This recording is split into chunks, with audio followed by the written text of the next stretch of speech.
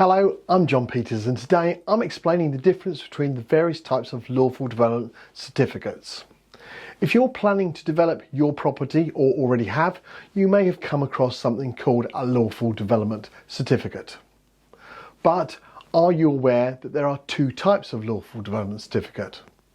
Today, in this video, we're breaking down the key differences between a Section 191 Certificate of Lawfulness of Existing Use or Development and Section 192 Certificate of Lawfulness of Proposed Use or Development. Let's explore when and why you use each and why getting it right really matters. Understanding what are lawful development certificates is a good place to start. A lawful development certificate, or LDC, is not a planning permission. Instead, it's a legal document issued by your local planning authority that confirms either that an existing use or development is lawful or that a proposed use or development would be lawful if carried out. This can protect you from enforcement action, help when selling your property, and give you peace of mind. Let's start with Section 191, Existing Use or Development.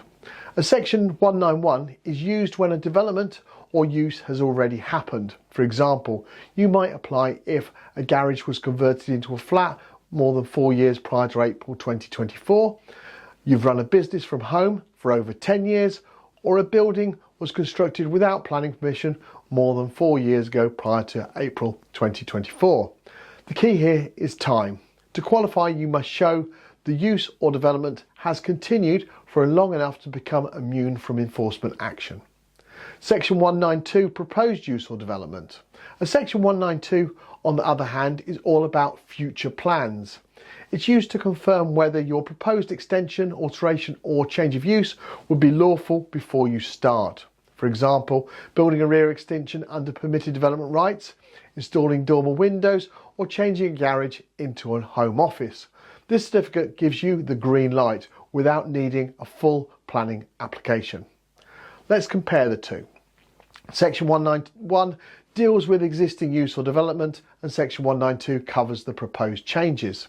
The evidence is different too. For a Section 191 you need solid proof like bills, photos and declarations to show how long something has been happening. For Section 192 it's about clear plans and descriptions that prove the project falls within legal limits such as permitted development rights. Why evidence and accuracy matters. Whether you're applying for a certificate of existing or proposed use, one thing is absolutely critical: evidence and accuracy. For Section 191, the burden of proof is on you. You must prove that the development has continued without interruption for the required time period. For Section 192, your application needs to be detailed and precise. You must not misinterpret permitted development rules or leave out important info. Your certificate could be refused, or worse, you could be challenged later. In both cases, professional advice from a planning consultant or architect can save you time, money and stress. Why apply for a certificate at all? So, why go through that process?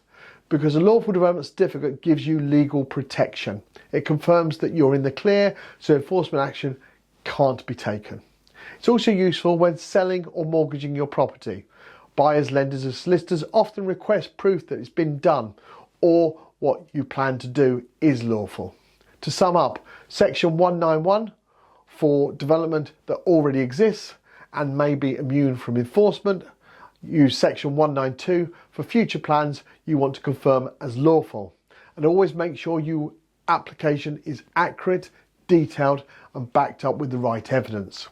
We recommend that every lawful development certificate application is accompanied by an application statement that goes into detail about how and why the application meets with the relevant act, bringing in any evidence and information that is being supplied to support the certificate being used.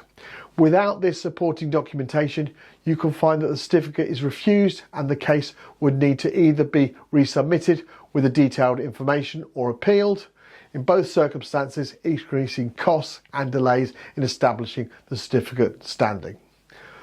Our team deals with lawful development certificates across England and Wales continually and knows exactly what is required and how to document should be structured for the best chances of success. As an organisation, we deal with many lawful development certificate appeals. To sum up, use section 191 for developments that already exist and may be immune from enforcement. Use section 192 for future plans you want to confirm is lawful. And always make sure your application is accurate, detailed and backed up with the right evidence. As an organisation, we deal with many lawful development certificate appeals. These come to us because the original application failed, either because it did not have the structure and detail what is needed, or it lacked the evidence, or the evidence was not presented correctly. For the local authority to grant the certificate, in many circumstances, the person who has submitted the application just simply did not have the detailed knowledge or the certificate application process right.